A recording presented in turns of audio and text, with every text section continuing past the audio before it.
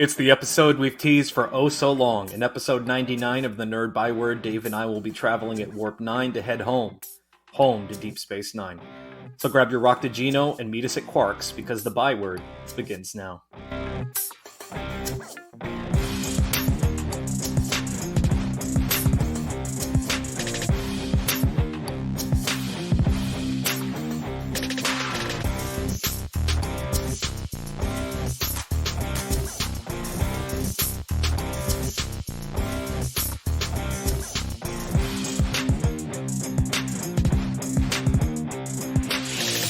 Welcome, friends and comrades, to Terok Nor, the Nerd Byword, the only podcast that truly understands the will of the prophets. I'm Kris, here with my Jupe Dave, and we are here to provide a comprehensive look back at the glory and honor that is Star Trek Deep Space Nine. But before we gush about our faves, it's time again for...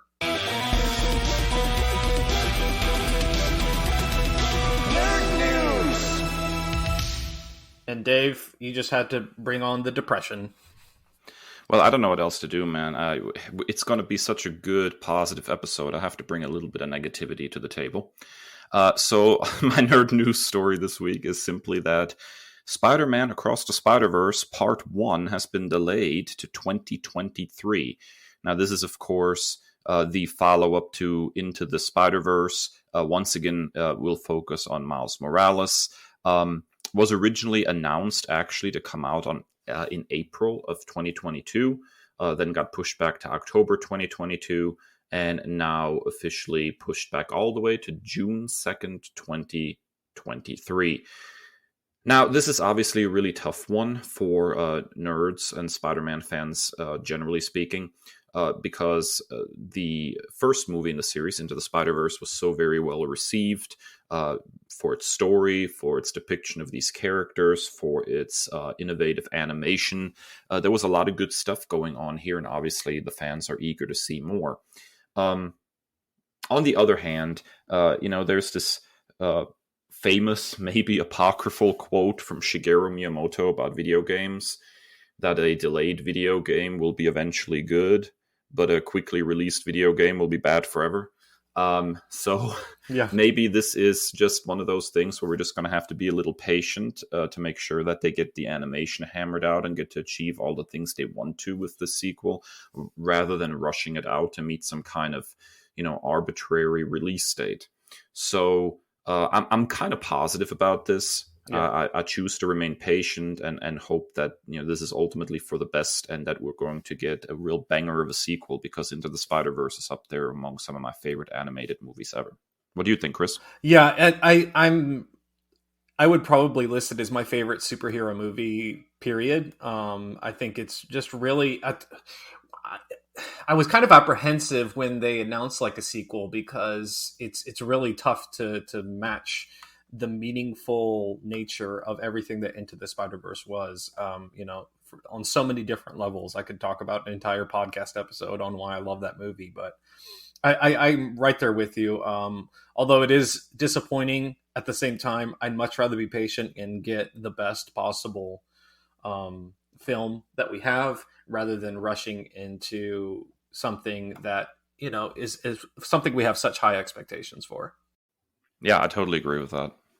So what's your news story this week, Kris? What have you got? Well, over the past few years, I felt like a loony street prophet extolling the achievements of the Star Wars animated series of Clone Wars and Rebels, but it seems as though they've just received a rather important endorsement.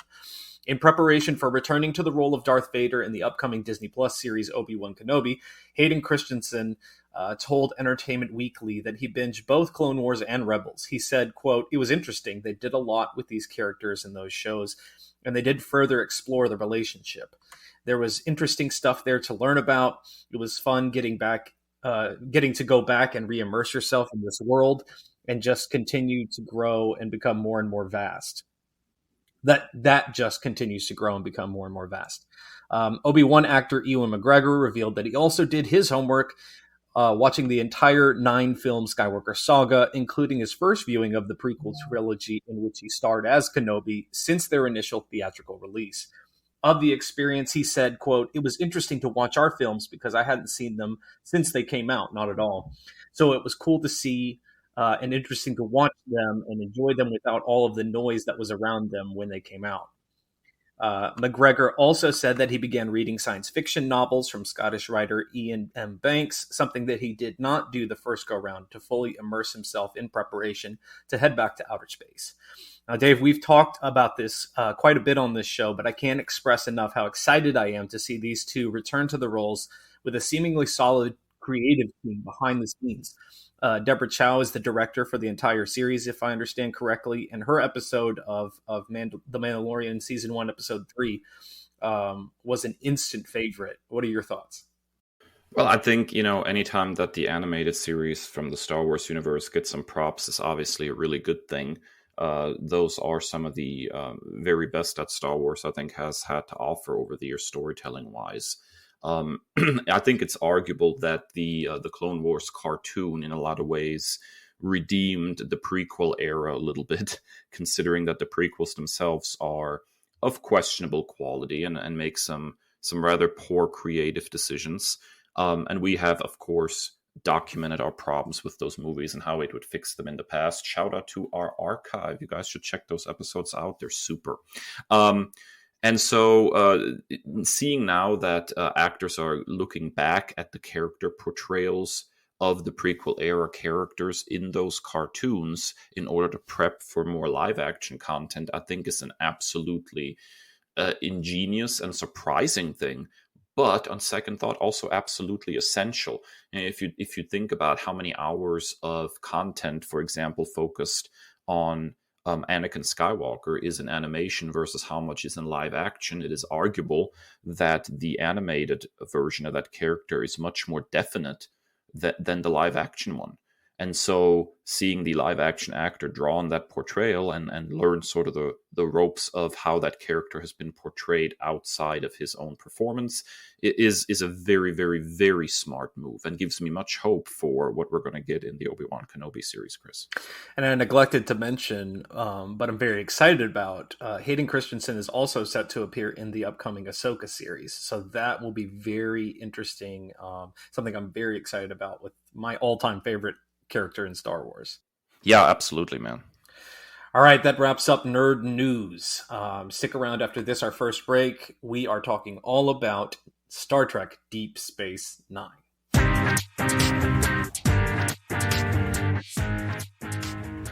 All right, welcome back to this week's Byword.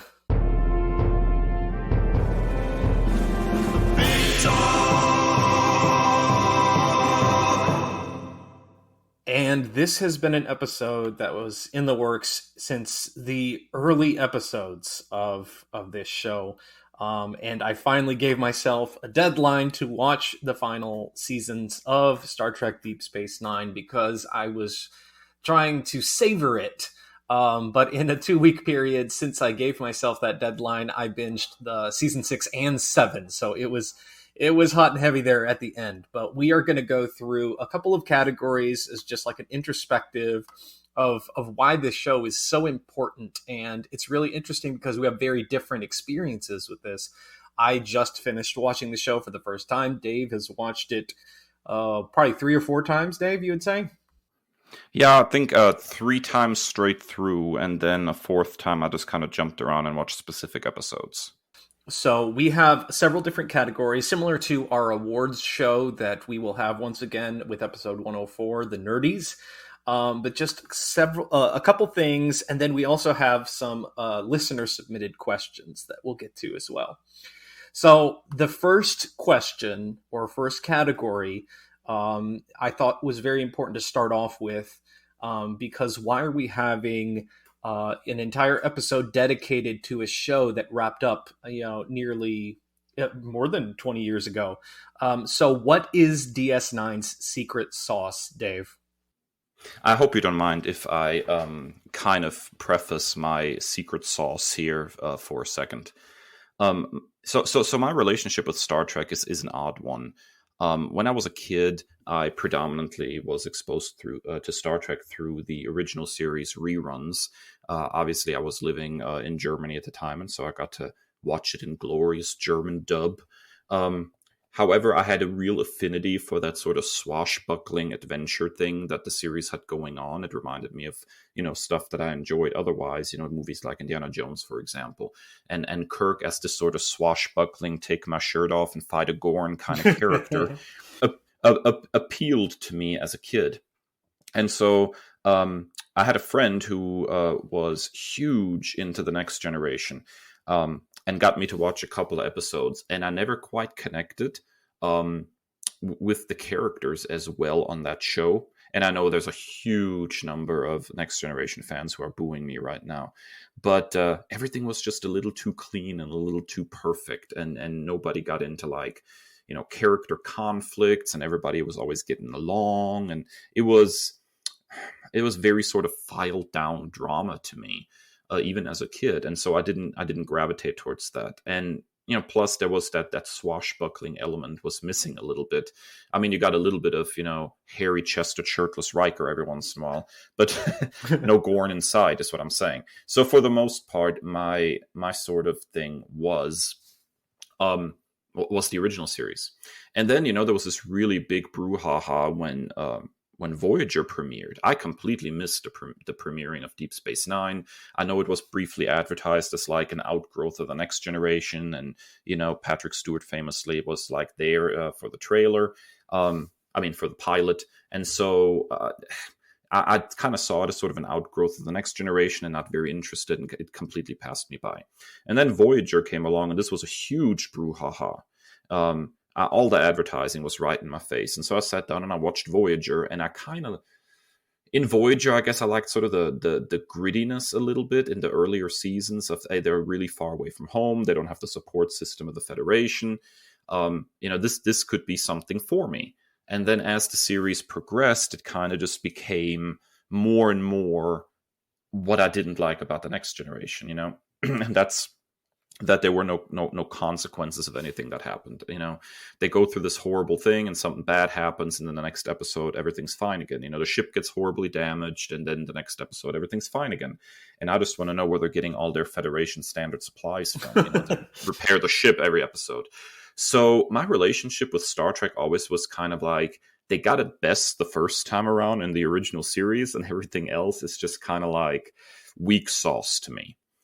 And never really checked out Deep Space Nine until years later, after I had already moved from Germany to the United States. And so in sheer boredom and being, badgered by people who keep saying that Deep Space Nine is a masterpiece and I should give it an honest to God chance, even if I didn't, really connect with The Next Generation. So I sit down and I watch this sucker. and here's my answer to your question now, Chris. The secret sauce, the secret to Deep Space Nine's success is that it was a serialized story at a time when there was no real serialized storytelling in Star Trek, and really hardly any serialized storytelling on television. It was a pioneer, I think, in a lot of ways in that regard. And I don't think you get something like Lost, this highly serialized story without something like Deep Space Nine first. Now, and don't get me wrong, it still had these standalone episodes, right? But even standalone episodes very often had consequences that carried on, into other episodes. If you had a standalone episode where two characters got into conflict and that by the end of the episode they really didn't get along with each other, then you're going to feel that for the next few episodes in their interactions. These things did not go ignored, and there was no giant reset button. And what you automatically get there is, stakes. The other thing I think that is just generally an outgrowth of serialized storytelling is that you get something in Deep Space Nine that you also don't get in other Star Trek shows, and that is that the characters change, grow, and develop. If you hit the giant reset button at the end of every episode, then there is no real forward momentum and character progression. All the characters essentially become archetypes. The characters remain pretty static and very similar to what you see, in the pilot of the series. But if you compare the characters in the pilot of Deep Space Nine to the finale of Deep Space Nine, it is absolutely incredible how these characters have grown and developed and changed over the course because of the events that we witnessed in the story. So I know I'm singing the praises here of serialized storytelling, even though that's much more common these days with streaming and binging and all that. Standalone has sort of become much rarer this generation. But man, Deep Space Nine was serialized storytelling done right. And you might remember I nerd commended some behind the scenes oral histories of the entire Star Trek franchise across 2 volumes. And the section that interested me the most is how in the world did they pull off this serialized nature of Star Trek Deep Space Nine? And the short answer is it was a constant push and pull between what the studio wanted and what the creators wanted.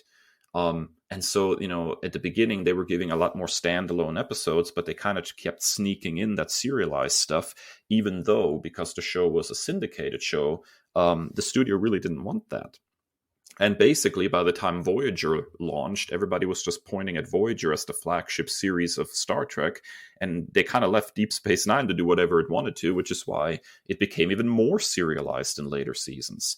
It was a real struggle to pull this thing off, but it just makes it the best Star Trek series, period, because you really get to feel for these characters. You get to care about the characters, the main cast, and even the side characters. There is real growth and development here. And so even though I adore the original series for what it was, I think the best thing to come out of Star Trek by far is Deep Space Nine, because of exactly that, serialized storytelling and how it allows us to see these characters grow and change, Kris. Yeah, and I'm going to go ahead and tie that into my answer because it's very, very similar. And because for me, as a person who really looks for characters and relationships and the people behind the people that you're writing about, in comics, and I've detailed this before, art is a beautiful thing and it's wonderful, but I'm much more interested in like the character work and what they do. So visual aesthetics, I go for the heart. I'm a big sap like that. And what stands out for me, and as funny as you could say that this is recency bias in a show that's wrapped up, over 22 years ago. This is probably, if not the one of my favorite pieces of entertainment media because of the characters and their stories, their trajectories. Not to mention the acting is out of this world.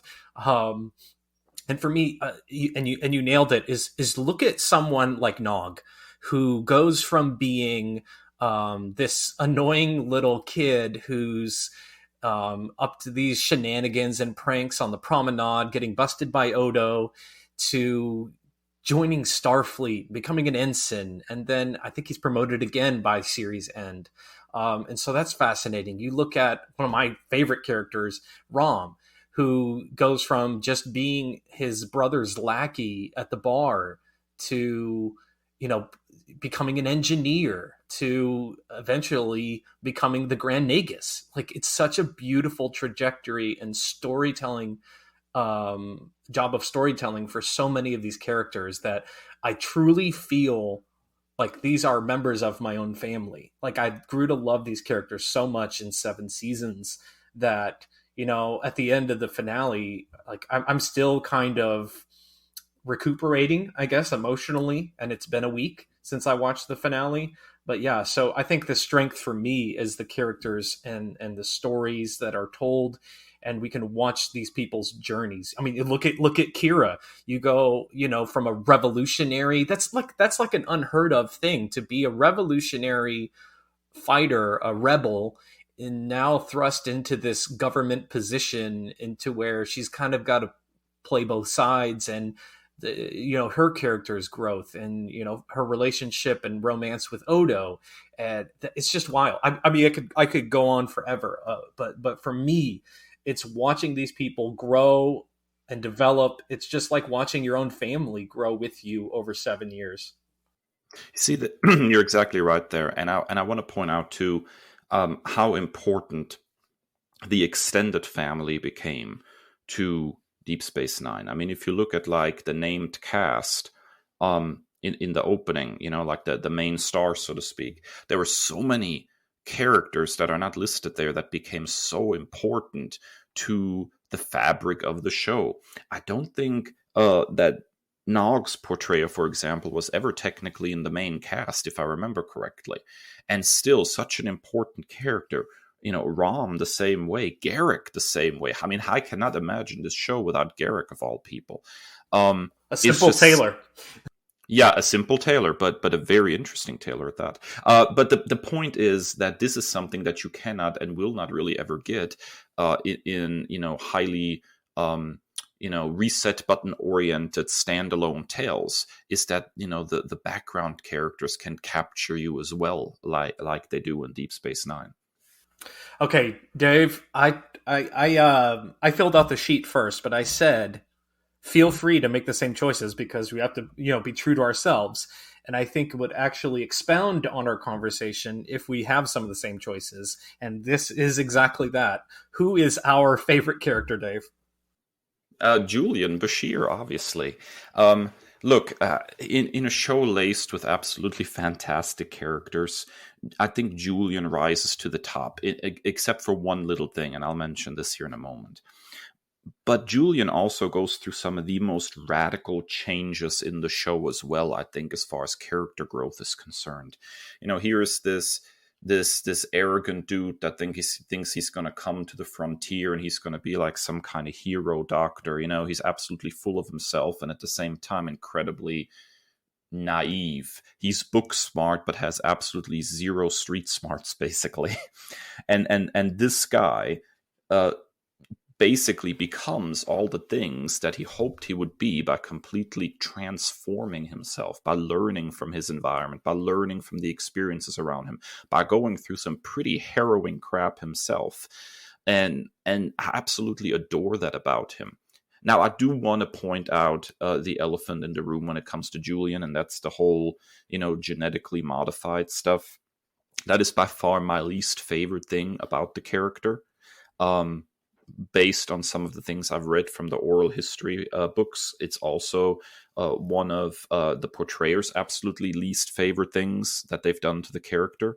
There seemed to be a push behind the scenes to try to have some kind of Spock-like character that can, do quick math calculations in his head and spout out odds and stuff. And it just does not fit the character arc of Julian Bashir. I mean, I don't think you can reconcile that twist with what we see in the early seasons of the show. And I think if we're saying that was all a put on and he was just pretending, that kind of negates this really interesting character growth. So to me, that is an aspect that I absolutely choose to ignore. What I don't choose to ignore, however, is the fantastic and interesting relationships that he builds. If you look at relationships, it seems like Julian is always part of a relationship mix with the characters that's interesting. The disdain that O'Brien felt for him that would eventually grow to friendship, the flirtatious thing that he has going on, with Jadzia Dax and how she's constantly just trying to let him down easy and at the same time still enjoys the flirting that he tries to do, the whole thing with Garrick, of which I shall speak more later. Like every relationship that he is in is interesting. Even his dynamic with Kira early on. I think she was going to strangle him at one point. I mean, it's just which is interesting because Nana Visitor and Alexander Siddig were married for a short period of time. Yeah, absolutely. But there's some strangling involved in some of those situations too, I hear.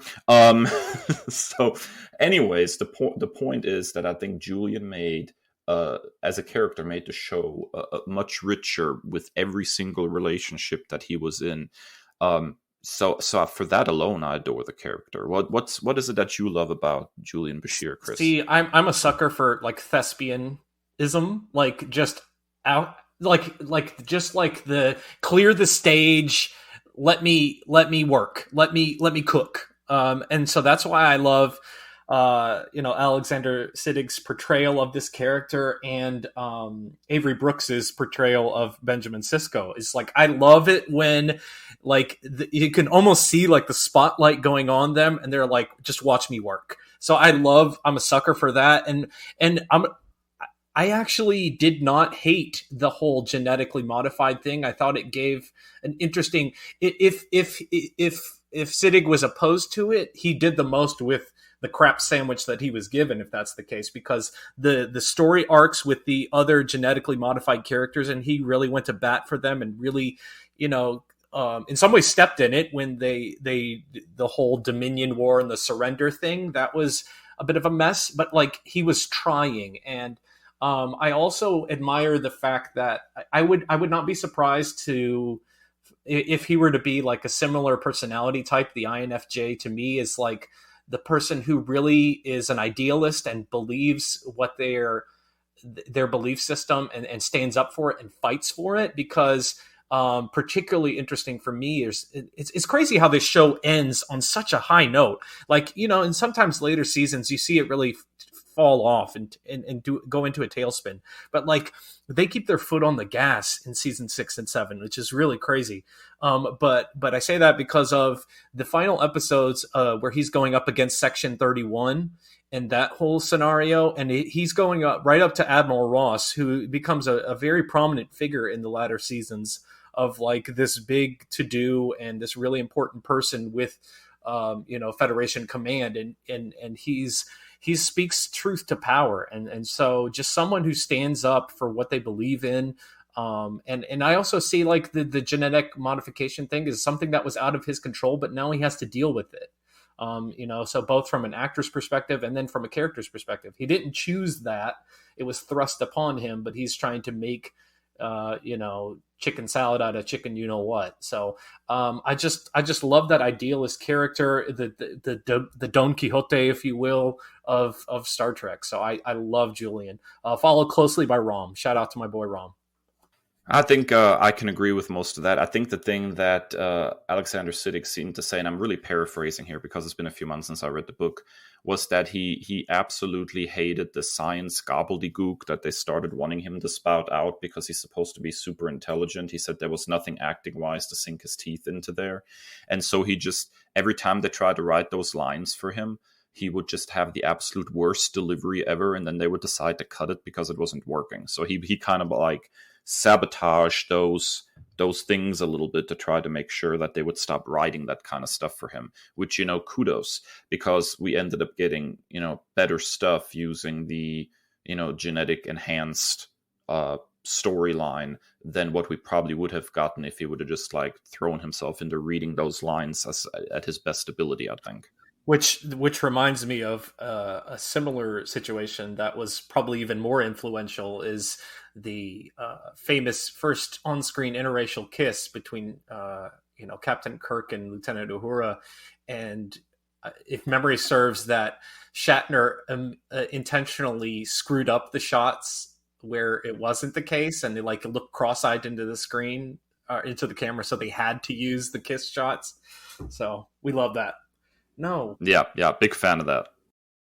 All right, Dave. So let's get a little romantical, and you hinted at yours before, but who's your favorite couple? I'm only being semi-facetious here, but I think Julian Bashir and Garrick, there is definitely some chemistry there. Absolutely. It's absolutely fascinating to me how that whole situation was played, especially from Garrick's end. It always felt, even from their first meeting on, it wasn't just like, the spy trying to like gather information and wooing a potential source of information in the naive Julian Bashir. There was something flirtatious there, particularly from Garrick's end. And I absolutely love that as part of that portrayal, especially considering how, they kind of grew not past the cat and mouse of the whole spy game, but they were able to kind of incorporate that into, what I would call a genuine friendship. Again, it's just one of those great Julian Bashir relationships in Deep Space Nine. So semi-seriously, my favorite couple by far, I would say, is Julian and Garrick, just because their interactions, the flirtation in that, specifically coming from Garrick towards Julian, was so much fun to watch. And just how he was always able to kind of rattle Julian's cage a little bit, yes, and then just walk off. I absolutely adored that. Yeah, and speaking of masterful acting performances, Andrew Robinson as Garrick is probably one of my favorite acting performances in all of Star Trek. It's just like he's so good at playing that role. It's just mind blowing. But yeah, I'm totally right there with it, and I love watching their relationship develop into Julian finally like catching wise, and like he's kind of getting sick of his crap, and so like I think of that episode. I think it's called Our Man Bashir, when they're in that holosuite James Bond program and they're stuck in there. Yes. So that's a fun one for sure. Yeah, absolutely. How about you? Who's your favorite couple, Kris? I had to give Rom some love, and his relationship with Lita is just absolutely adorable, and just like from two different worlds, and it's just so cool to see like the cultural exchange, and like how those two cultures that are seemingly so disparate and incompatible, and just seeing the growth. Ferengi culture is so much at the forefront of this series than we ever saw before. They showed up in the Next Generation, but like we really got a spotlight put on it with this series. And so seeing, making those concessions because of the person you love. I think of, the episodes where their wedding was put off because of, all these shenanigans, and and so overcoming those complications and really making compromises in the name of love is really cool to see. And just they're so pure, and they just have that on-screen chemistry between the two actors, and I just absolutely love that whole family dynamic with Nog as well, and being proud of his dad. And I really just love Rom so much. I totally agree with that. I think there again you see just the absolute richness of the supporting characters in the show, that a couple like Rom and Lita of all people could end up being such an absolute favorite. That would have not happened in many other shows, I don't think. So I adore that about Deep Space Nine, that we can actually go there with these side characters. I do want to give a special shout out to another couple that I think is really interesting, and that is Odo and Kira. Even though the time period they spent together was probably not the most interesting, I think the yearning of Odo to try to express himself to Kira and let her know how he feels was some of the finest acting on that show. And I think this is something that everybody can relate to, this unrequited love, the problem of trying to express your love and putting yourself out there in a situation that may not go the way you hope when you do finally open your mouth.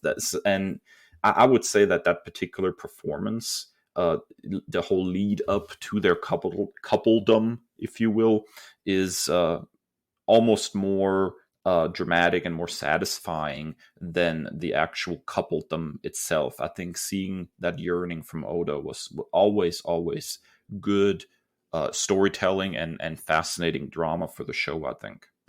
Yeah, absolutely. And it's just like, for me, my second place is Cisco and Cassidy Yates. I just love how that really just played off of that, this straight man of Cisco, and I'll talk about that in just a moment, but like where he's willing to compromise of someone that he cares for and loves. And just and that wasn't a super, like, there wasn't a whole lot of content, is similar. It developed in like a previous season, but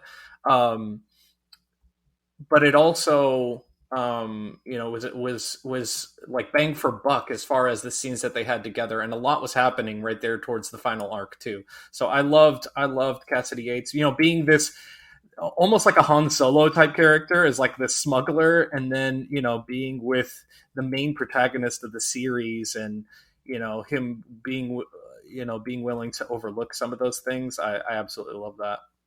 Yeah, I can echo that. I really like that relationship too. I always felt like we didn't get enough of those two together, but what was there was definitely quality.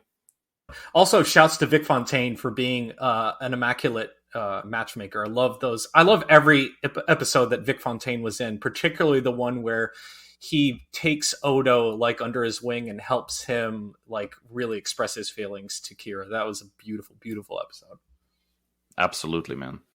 We are going to now transition to favorite single episode. And Dave, your pick we talked about a little bit in a previous episode, but let's dive right back into it. Yeah, I don't want to dig too much at this yet again, but The Visitor is probably the greatest hour of Deep Space Nine, period. Come at me, Kris. It hits all the right emotional notes. It basically uses what I think is the most central relationship of the series, and that is the father-son relationship between Cisco and Jake. And really digs into it and explores that. And the basic premise is that there's, as usual in Star Trek, some kind of accident. It looks like Benjamin Cisco is dead. We see, characters age and progress, and then suddenly he shows up again and disappears again, and shows up again and disappears again at different points in his son's life. And his son eventually figures out that he's kind of become unstuck in time and is trying to bring him back, and attempts to do that fail until, the ending, when he realizes that the two are connected, and that Benjamin Cisco will not be able to get unstuck until Jake himself dies, which is so heartbreaking. And of course, once Jake dies in the future, Cisco bounces back into his regular time and gets to, resume his life with his son. You said it yourself. You're kind of a guy that goes for the heart. You care about the characters less so than the shiny special effects, and that is sort of my favorite thing about science fiction, anyways. Is when they use the trappings of science fiction to kind of explore what it means to be human, and this episode is just the epitome of that. It is all about this is a father who loves his son, and a son who loves his father, and that speaks to me. And it's probably the one episode of Deep Space Nine that still to this day, no matter how often I've seen it, will legitimately tear me up by the time the ending rolls around. It's really a heartbreaker.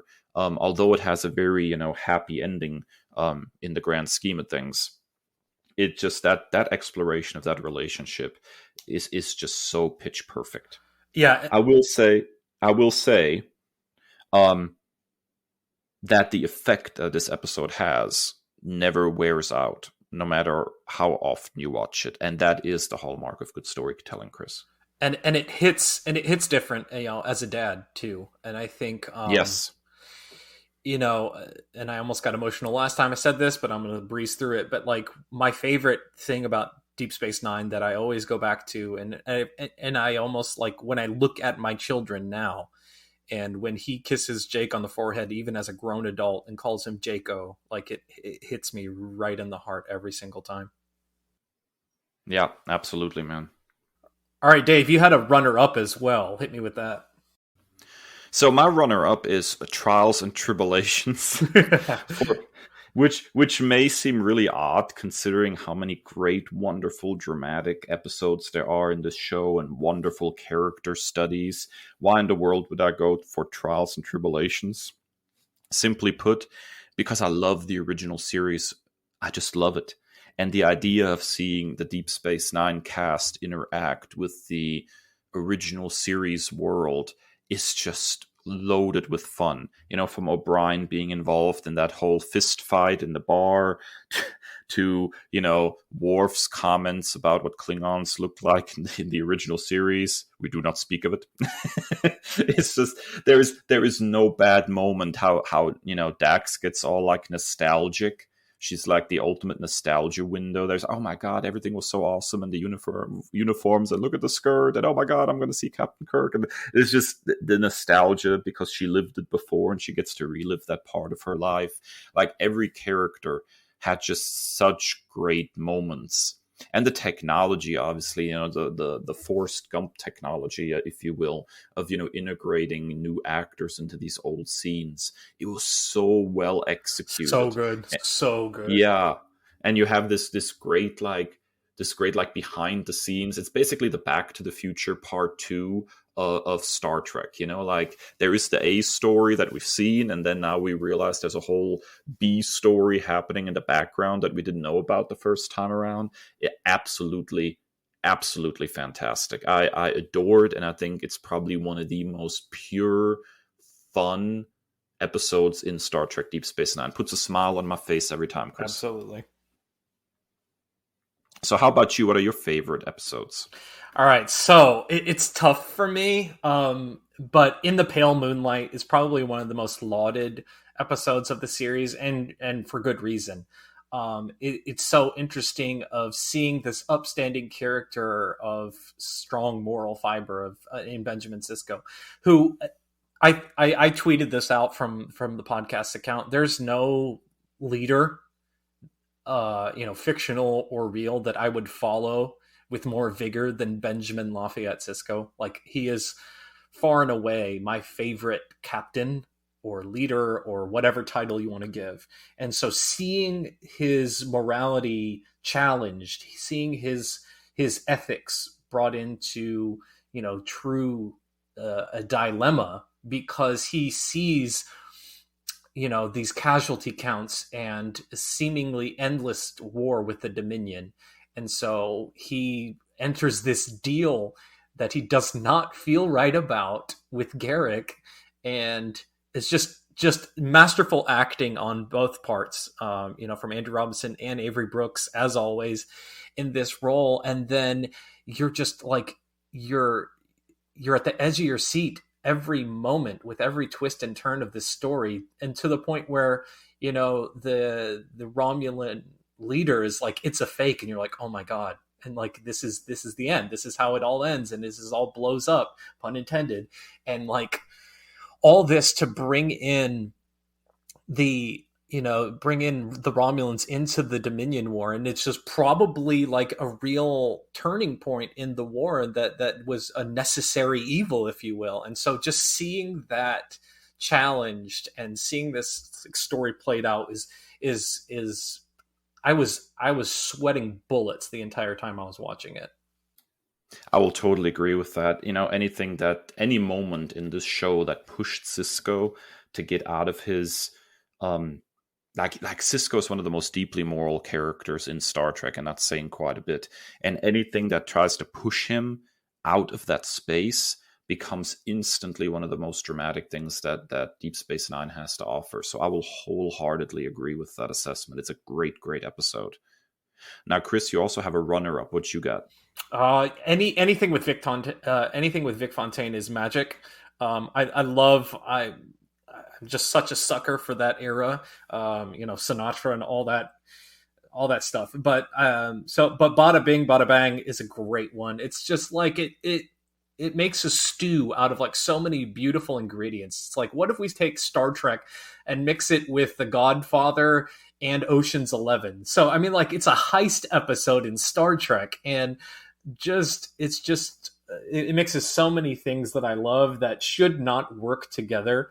But like, just from the immaculate planning phase, and then it inevitably goes awry, and then like, how do you improvise on the fly with so much on the line? I just absolutely love that episode. But touching back on what you said about Cisco, you made something really interesting and pointed it out, and we talked about this before in the episode. Is I love The Next Generation for what it is, and I think what makes Deep Space Nine stand out for me and make overall the preferential choice for me is the entire crew of Next Generation is very much leaning into the archetypal characters.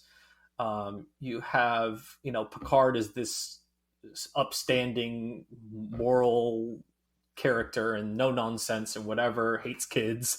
You have, Wesley as the annoying little snot. You have Riker as the ladies' man. Counselor Troy is that empathic connection. But they never really venture outside of those archetypes. So they're dependable and you can go to them if that's your vibe, but there's not a whole lot of growth from that. And, so it was interesting that you just pointed that out. And we finally got to that in The Next Generation with the I believe it's called Family episode of Picard, where he finally falters and is shown to be more human, where he goes back to his family in France, and it was a long way before we got there. And so seeing, much more character growth in this series is much more the choice for me. Yeah, I cannot say anything else to that. That was perfectly expressed, Kris. All right, so as we round this out, the last couple of categories, what's your biggest surprise, Dave? I really felt like, with a story so serialized as Deep Space Nine, that once the ending would roll around, it would be a definite ending. And it was not that. In fact, in a lot of ways, it felt like a new beginning. It was almost like one chapter ended and another began, and there was so much story left to tell. And then this just ends, like the stated goal, like at the beginning, even when Cisco got there, was like, Bajor needs to join the Federation. Did Bajor join the Federation? No, it did not. The stated goal of the whole show was, not fulfilled. Everything settled in the conflict with the Dominion, somewhat, maybe. There's peace for now, but there's potential for future conflict. Odo returns to his people. Will he ever come back? We don't know. Right? O'Brien leaves the station. Will him and Julian be still able to, storm the Alamo together? I mean, I don't. This is all so open ended, and although it, it is an ending, and it feels like an ending because the massive changes that happen, it also feels like there's a whole nother story there, and so you feel maybe a slight sense of closure, sure, but you also feel a real sense of loss because it's over, but it's not over. And you will never get to see what these characters did moving forward, or how some of these things resolve, or if and when Cisco returns from, the prophets. Like, there's so many questions that go completely unanswered. And that really was surprising to me, that they weren't, willing to say, okay, we're just going to end this sucker and move on with life. Big last shot is a big admittance ceremony for Bajor into the Federation. Boom, done. Like they were willing to say, this is like real life. Yeah, it doesn't just end. The story continues, and this is just where we decide to say goodbye to these characters. And that was surprising because so few series are willing to do that. It was kind of cool, and bittersweet in a lot of ways, Kris. Yeah, and I would lean on the side of that being a pleasant surprise, is because it was a realistic ending. I think it would have felt like smushing the wrong puzzle piece into the end if we would have gotten this placid, peaceful ending. You can't. It would have felt disingenuous to going from the end of the Dominion War, hundreds of millions of casualties and deaths, into okay, but it's all okay now, and we're all happy. So I think that was a fitting end, as much as it hurt. Yeah, I will agree with that. All right, Kris, how about you? Biggest surprise for you? How have we gone this entire episode without crapping on Space Karen? So yeah, I don't. Although it shouldn't be that big a surprise, because when you have people who are religious zealots, you know that the intention behind them is not pure. It is not morally upstanding. They just want to manipulate people, and they're out for their own selfish gains. But I still did not see the final arc for Kai Wynn coming like this, where she's literally sleeping with the enemy. Julia Roberts found out. Please don't. Never mention that again. That is not okay, sir. And then to the point where she's like, just like, my entire life has been in service of the prophets, but now I see that my path to power is through the Paw race. They're mortal enemies, so let me just jump ship like this. And then when she realizes that it is Gul Dukat, how do we not mention Gul Dukat? Like, another masterful performance, and his descent into madness was just like chef's kiss. But like, yeah, so like that whole final arc was just mind blowing. Did not see that coming. Followed closely by how much I love Ezri Dax, like killing off like such a beloved character in the, you know, in the finale of the second to last season, like Jadzia, and you're like, okay, you really screwed it up. Season 7's going to be terrible. And then like I love Ezri so much. Like she's just this like lovable dork, you know, that is just like doesn't feel like she fits. And then, you know, watching her find her place there and, you know, grow her backbone up and stand up to her overprotective mom, stand up to Worf and all his bullcrap. Love that for her. So those are my two biggest surprises. Yeah, so I will say that Kai Wynn's final arc was deeply satisfying for me because Space Karen finally got what was coming to her. such a fantastic villain. Shouts to Louise. Shouts to Louise Fletcher, because that's a real good villain. If you truly hate that person like they were a real person, that's good acting, man. Oh man, she's so fantastic every time she shows up on screen. I just wanted to throw like some rotten eggs at her or something. Like, it's perfect acting. And yeah, I mean, I have this weird thing, and I know this is going to be almost like sacrilege, where I almost like Ezri more than Jadzia, and I wished I would have been able to spend more time with that character. Jadzia, when she was introduced to the show, had basically everything going for her already. Yes. You know, she had the training with being joined with you know, a symbiote or whatever they're called in the Shogun. It's been a few years since I've watched it. Can you tell? Yeah. But she had all the training. She, you know, had all the memories. She had, you know, the tall, good looks. And she was OP. She was OP. Yes. And so there's not always that far you can go with that kind of character. And you know, kudos to the writers of Deep Space Nine to come up with some really interesting stories for her.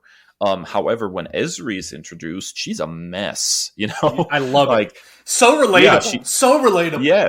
Yes. And so just seeing her kind of trying to put the pieces of her life together and trying to figure out which direction she wants to go with it, and what her relationship with these people are that she's technically never met, and at the same time are some of her best friends, like that was really, really interesting. And I found her to be probably the more compelling character of the two.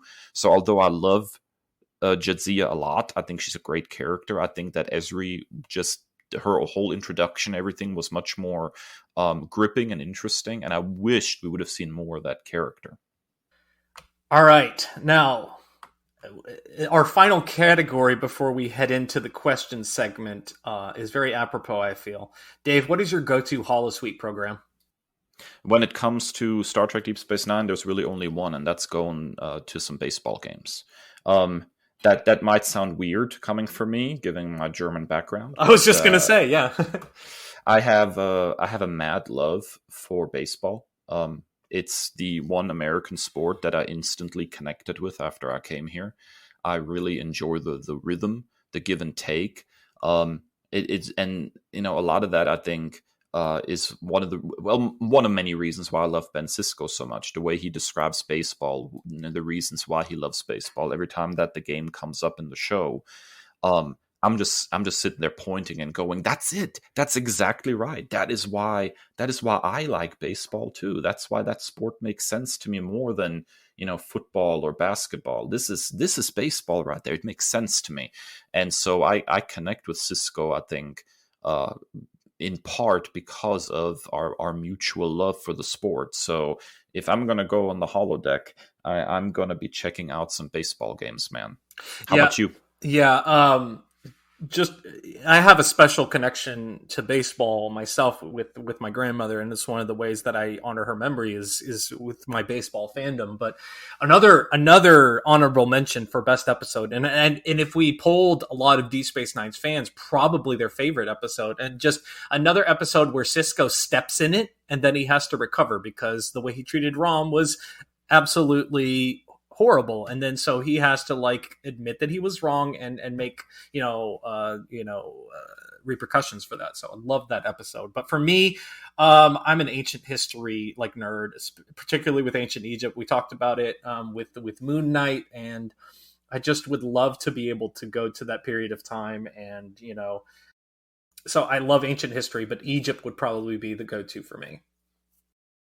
That makes sense. I have a little bit of something to say about history too, so I don't mind going to some of those places. But yeah, baseball, man, baseball. Yeah. All right, now we did get a couple of questions, so thanks to everyone who did submit questions. First up, and I don't know where we're going to go with this. It should be interesting, but our good friend Steve uses they them pronouns. You can find them at Howdyduda, HOWDYDUDA on Twitter. They ask, which is the best Weyoun and which is the dirt worst, Dave? Okay, so best Weyoun probably I would say Weyoun 4, which is I think the first Weyoun that we meet on DS9, since he's sort of the template for what the character is. I would say let's make him the best. And as far as worst Weyoun, I'm gonna go with Weyoun 7. That sucker was like a real jerk. I mean, Weyoun was a sniveling little bureaucrat anyways. But, so this is from the episode Treachery, Faith, and the Great River. And so you have Weyoun 6, which is sort of the defector and is like actively trying to help Odo. And then they activate Weyoun 7, and his whole thing is, I'm going to go and I'm going to find Weyoun 6 and take him out. And while he was at it, basically tried to kill Odo, which is like a huge no-no. So this guy was basically the biggest Weyoun jerk of all the Weyouns.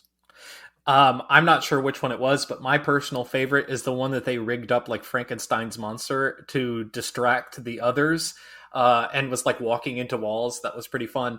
And then just as far as a character goes, it's real Ebony Maw vibes of this Weasley intermediary for, the real villains. So always an interesting character, masterfully portrayed by Jeffrey Combs. Yeah, Jeffrey Combs, not a single bad character in all of Star Trek them. Let's be honest. Every time he pops up, he brings an interesting performance to the table. Love that guy. All right, our good friend Lex Pendragon on Twitter gives us a real whopper. Says, DS9's biggest criticism that I heard is that it wasn't episodic enough. I think there was backlash over the serialized nature of DS9 in that Voyager was so episodic. During a rewatch, I accidentally sorted alphabetically instead of episode order and didn't notice until halfway through the season. Today in the world of streaming television, people are expected to sit down and watch every episode in order, but in DS9's era of broadcast television, that was harder to do. My question is, do you think DS9 was ahead of its time in regard to that, and would it have fared better had it come out in the Paramount Plus era? Dave, you kind of touched on this earlier, but let's hit it again. Yeah, so the short answer is yes. Let's move on. No. Yeah, was DS9 ahead of its time? Absolutely. Did it struggle with viewers because of its serialized nature? Also, absolutely. If I remember correctly, there was no specific network for it at the time. It was like, what were those shows called again that are just like sold off to the local markets? Basically, every yes, it was a syndicated show. Thank you. So as a syndicated show, every local market kind of determined its own, day of the week they wanted to show it, what time of day they would show the show. So there was like no uniform across the nation. You want to watch Deep Space Nine, you go to this channel and you watch it at this time, and you can watch every episode in order that way. And so I think that hurt the show, obviously. And that's, of course, one of the reasons why the studio was so insistent that, episodes should be standalone. So do I think the show would fare better today?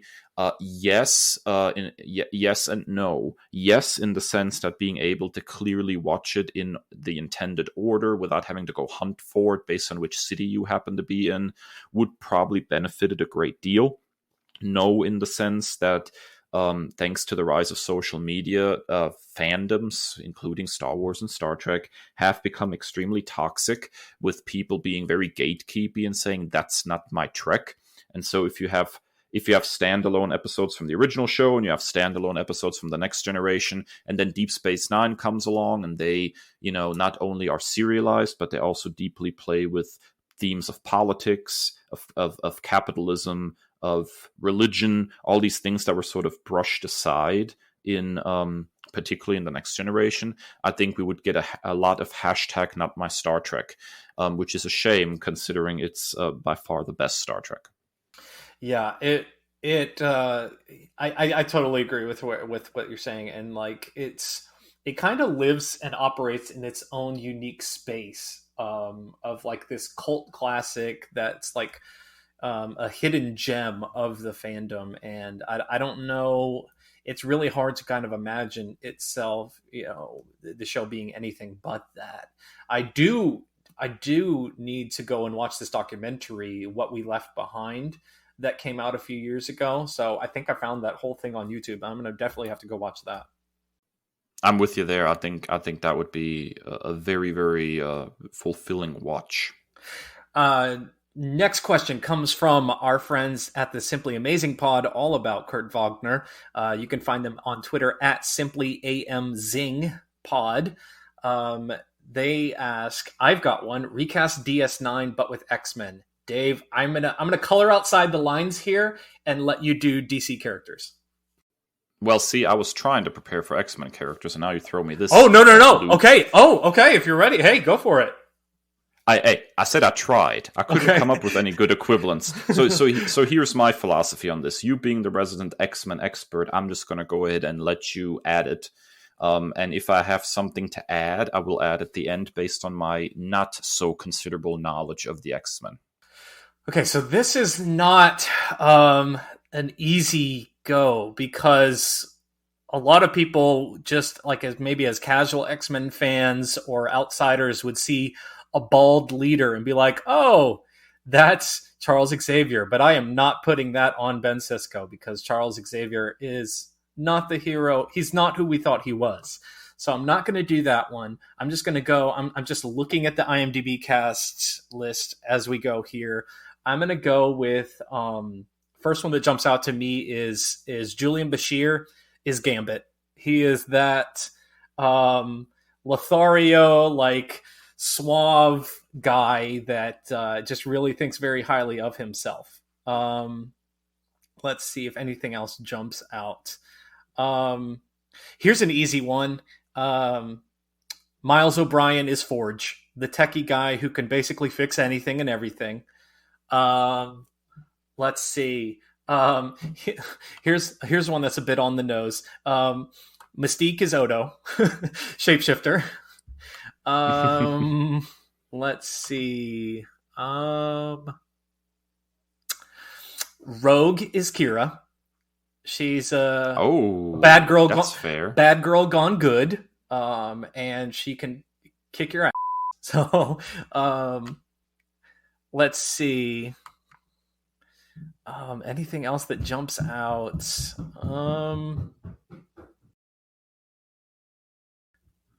Gul Dukat. Gul Dukat is Mr. Sinister. Just always the worst. Just always scheming in a world like that we have in Krakoa now, where we're redeeming villains and giving them another opportunity to like rehabilitate their image and everything. Mr. Sinister is just always going to choose the worst just for being the worst, and that's Gul Dukat. Oh, here we go. Kai Wynn is Charles Xavier. Oh, yep. That's quite a hot Yep. Yep. Yeah, that's all I got right now. Maybe something will jump out at me later. So I'll just say, all right, I agree with everything you just said. Next question. All right. Lisa, who co-hosts that same pod, on her personal account at the OG Nocturne, asks, here's my question. What do you think Miles and Julian were really getting up to in the Hollow Suites? And why do they always pick the simulations with the most dramatic costumes? I mean, obviously they were defending the Alamo. Yeah, so there's a pretty good meme from I think it's Parks and Rec, where it's like, this is this is my husband Miles, and this is his boyfriend Julian. So another one of those, like, a lot of people claim Julian Bashir as a bisexual king, and I could see the vision, because particularly that one episode where they're stuck in whose brain are they stuck in towards the end, and they think they're going to die inside their brain.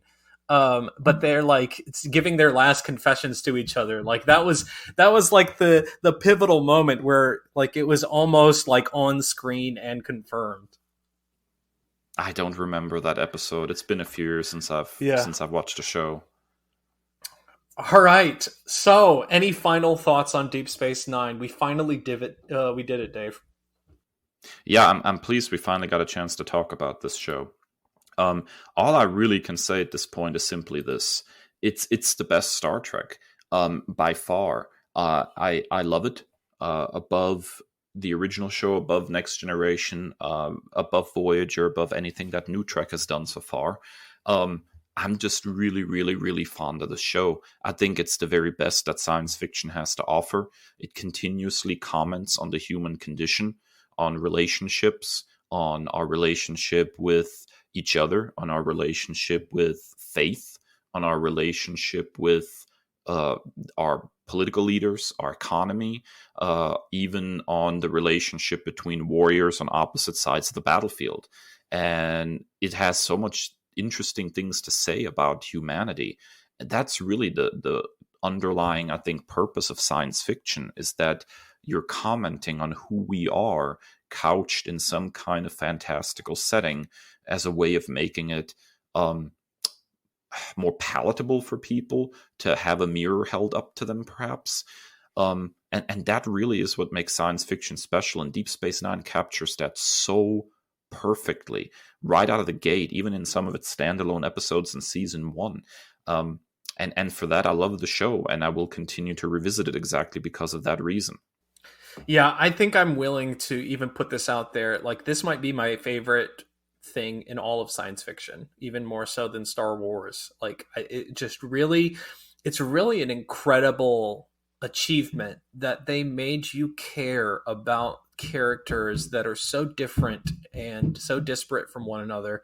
Like, here's one that we forgot earlier: the character of Damar, and who goes from being this alcoholic second in command to Gul Dukat that you would never imagine like siding with or caring about, until he turns into this revolutionary leader who, kind of sees the error of his ways and, turns into, for Cardassia. And that was an emotional moment when you see him die, and then Garrick, overcome with emotion, yells for Cardassia. And it's just a beautiful, beautiful series, masterful storytelling, masterful acting. And I'm as someone who does not revisit things, doesn't rewatch things, even my favorite things, because I don't like knowing the end of things. This one is really going to break that mold for me because I love it so much. Yeah, absolutely. All right, that's it for our Byword Big Talk for the week. Be sure to hit us up with your reactions to that on social media at NerdByword on Twitter and Instagram, or That Nerd Dave and That Nerd Chris, respectively. But when we return from our final break, we're going to bring you 2 more nerd commendations.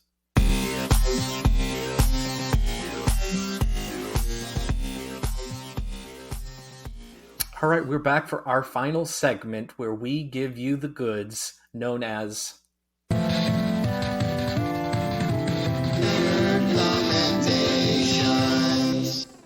Dave. I have no idea what you're talking about this week. Yes, sir. Dave is back, giving you the weird stuff. All right, so let's go ahead and talk about a big, bad, dirty word: emulation. I'm a big fan of emulation in a number of different ways. Obviously, video game preservation is near and dear to my heart as an aging gamer. And so I think it is absolutely essential that these things get preserved, especially in an age when so many companies don't choose really to preserve their own games. and older games are oftentimes not made available in some way, shape, or form to play again.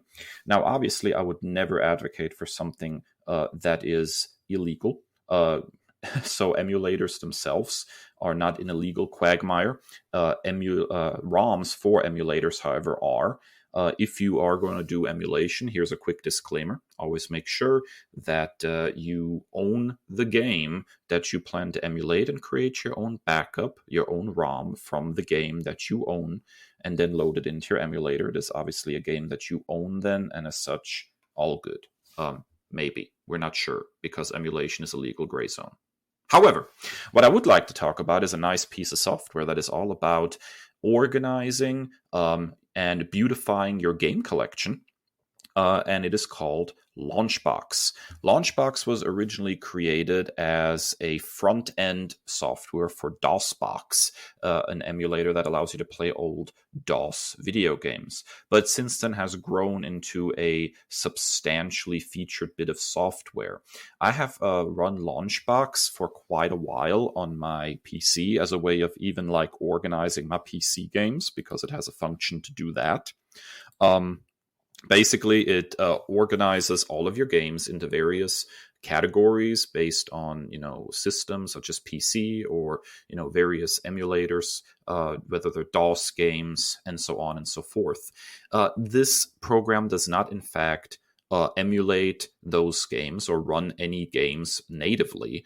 All it does is it's literally a front end for your games collection. It organizes them all nice and neatly. It's connected to various databases, so it can download like cover art, screenshots, descriptions, metadata, basic information like what year the game was released and all that. And it allows you to quickly and effectively browse all of these different games.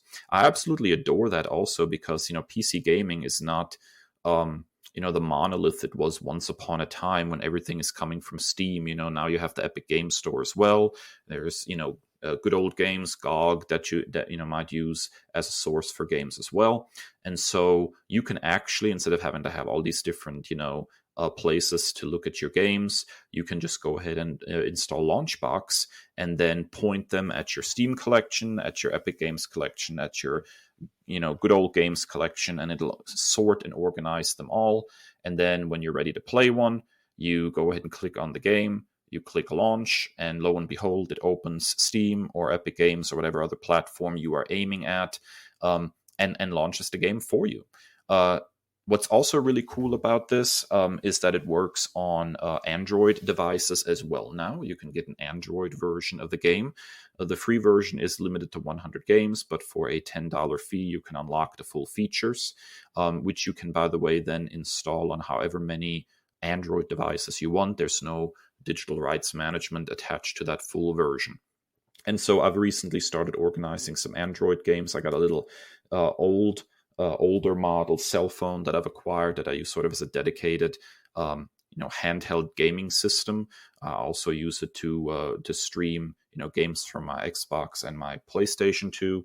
And so having Launchbox on there to kind of organize my Android games is also really cool.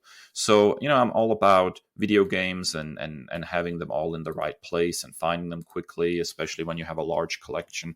And so I highly recommend Launchbox as sort of the go-to front end. And on top of that, for those of you who might be really out there and you guys like to build your own arcade cabinets, Launchbox also has a mode called Big Box, which basically imitates how an arcade would run, and is very, very cool for launching various arcade games in a standalone arcade system. So just a whole lot of different features in this software. I've played around with it for several years now. The Android version is probably the most recent one I played with, and it just reminded me once again how very, very good Launchbox is. That's so interesting because like PC gaming has never been really something that I've dove into. I've always been interested, like peripherally speaking, but that would really bring me back to some of those arcade games or, previous console games that I really, really miss playing that really haven't been brought back up to speed. So I'm particularly missing out on these Ninja Turtle games. It's been a good day and age since we've had a good Ninja Turtle game. So I've been waiting for that Cowabunga collection that's coming out next year forever. So this and then of course there's Shredder's Revenge too, a new yes. one in that style, which looks really good, man. Yeah, so I'm super stoked for that. But this is definitely something I'm tapping into. All right, so what are you nerd commending this week, Kris? So I bought this book at our school's book fair last fall, and I put it on my bookshelf in my classroom, and I totally forgot about it until recently, and I had some downtime to really dive into it. But I'm nerd commending Miles Morales' Shockwaves. It's written by Justin A. Reynolds, illustrated by Eisner Award nominee Pablo León. And it's just a really beautiful, it is geared towards, middle grade age group, the age group for our students. But this is, enjoyable for all ages, in my opinion. And, coming out of the massive success from Into the Spider-Verse, and Miles Morales is really at the forefront of what Marvel is pushing for their characters. And I absolutely love that as a truly fascinating legacy character and someone that I really, really enjoy following their story. And this is just this really cute little family story. There's an earthquake that strikes Puerto Rico, where his mother is from. And so he wants to raise funds to help the relief efforts there. And then there are some nefarious inclusions there, and just a really good story for, being proud of your heritage and, being a young teenage superhero that, a lot of times can kind of go by the wayside with mainstream comics. So this is not something you have to worry about tying yourself up in canon. This is a really nice story, beautifully illustrated, and really captures the same kind of energy that we saw in Into the Spider-Verse. Sweet, dude. You say Into the Spider-Verse, and I'm already there. So I'm totally picking this up, man, and giving it a read. I'm a big fan of the Miles Morales character, so I'm all here for that. All right, that wraps up episode 99 of the Nerd Byword podcast. Next week will be 100, which is very, very hard to believe. We thank you so much for coming along the ride with us. And if you like what you hear, please be sure to subscribe via your favorite podcasting platform, whether that is Apple, Spotify, Amazon, TuneIn Radio, or nerdbyword.com. And find us, of course, on social media. You can find us on Twitter and Instagram at Nerd by Word, or individually at That Nerd Kris and at That Nerd Dave. We want to hear from you. We want to interact with you. We want your suggestions for topics we should discuss. And feel free to sound off on everything we said in today's episode about Star Trek Deep Space Nine. Did we get it right? Did we get it wrong? We want to hear from you. And as always, stay well and stay nerdy.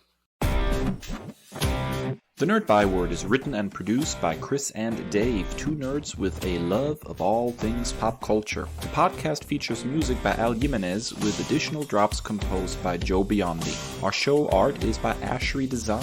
Find us at nerdbyword.com and wherever podcasts are available.